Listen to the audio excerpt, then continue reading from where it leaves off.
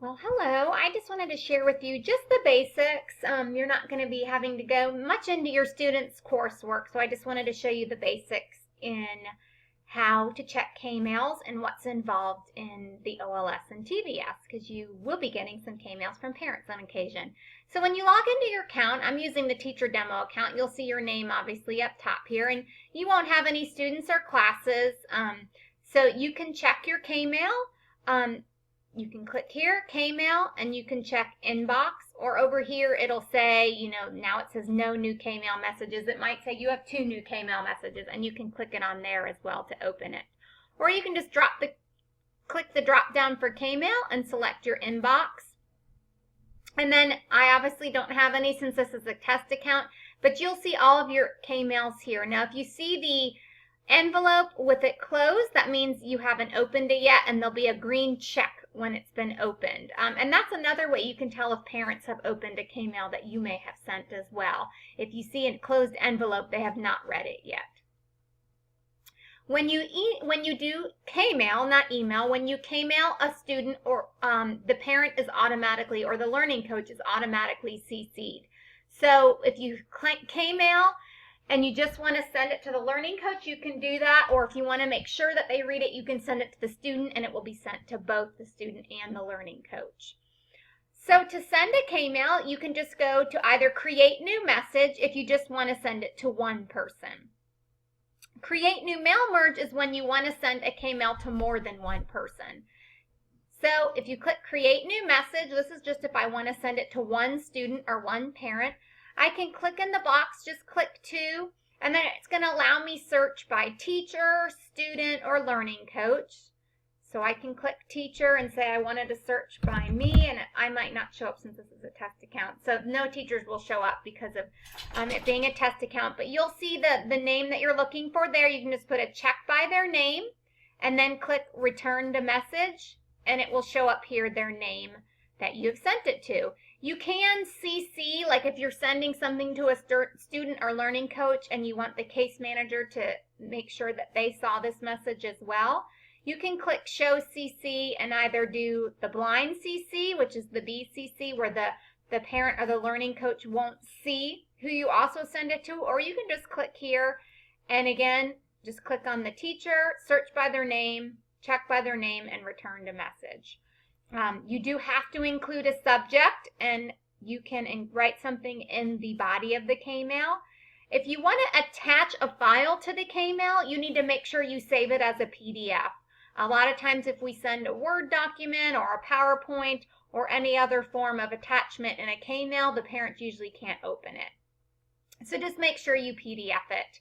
And then once everything's completed, you click send now, and it will show as sent. Create new mail merge, again, that's just if you want to send it the same message to more than one student, learning coach, or teacher. You can choose your outbox to show what K-mails you've sent. And archive, one thing, you probably won't get many K-mails. Teachers get a lot of K-mails, so sometimes it can be overwhelming. I don't think that will happen to you. Your main communication will be email through Outlook. But you can archive. So again, I don't have any to check, but say in my inbox, I had a message here that I've responded back to. I don't need to look at it anymore. K-mail automatically saves everything. It won't be deleted, but you can archive it so that it's not in your main folder. So you just check. Again, if I had a message, there'd be a little checkbox here.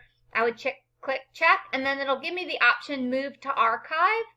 Click OK, and then it will be moved to this folder, the archive folder, and anything you archive will be there. So again, it's not deleted, but it is still there.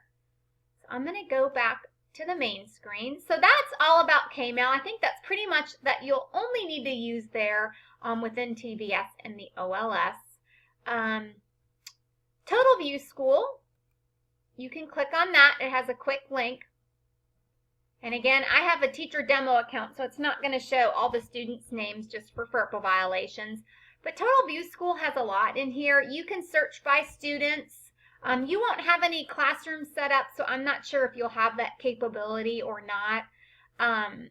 that's something that you'll have to discuss with Lindley. But you may have that capability. But the one thing that you may use Total View School for the most, which I love this feature, if you go to the right, you'll see this quick links drop down. If you go to TV enrollment, you can click on that, and I don't know if it, okay, I didn't know if it would let me with the demo account. You're going to get this, and again, it won't let me search by students because this is a demo account, but I can go in this top right and click Find Applicants, and it's going to allow me to search by the student's first name, last name, or I can even use student ID. So I type in that information, and then I click Search, and then what will happen, and I don't think anything will show up. Oh, it does. So test student. So this will show up the name of the student you search for. If there's more than one student with that name, more than one will show up. You just put a check by the student that you want to search for, or you can just click on their student ID number. And this is really cool because you can see a lot about that student. You can see if they've been withdrawn. If they've been withdrawn, there'll be a red, like right here, it'll say withdrawn in red letters. So if you are wondering if a student's been withdrawn, you can look there. And then you can see there's all these other tabs to the side that you can check as well. You can check, their information to see if we have, the correct phone number, address, and the email is up top here.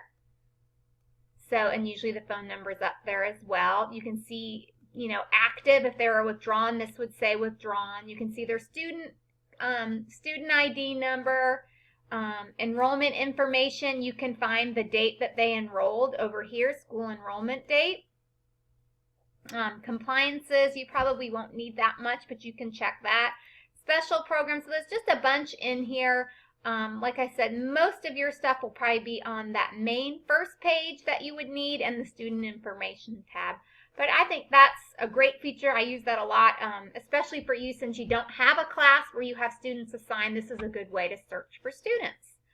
So that is all I have to cover. If there's anything else that you feel you're using in the OLS, which just so you know, we love acronyms here at GCA. OLS stands for Online Learning School. And the high school uses the OHS, which is the Online High School. And then everybody uses TVS, which is Total View School. So I know it's confusing. There's a lot of acronyms. And again, it's not something you're going to be using often. I don't know how many K-mails that you deal with. You'll mainly be dealing with emails. But I just wanted to give you that quick overview. If there's anything else you need me to cover with you, just let me know.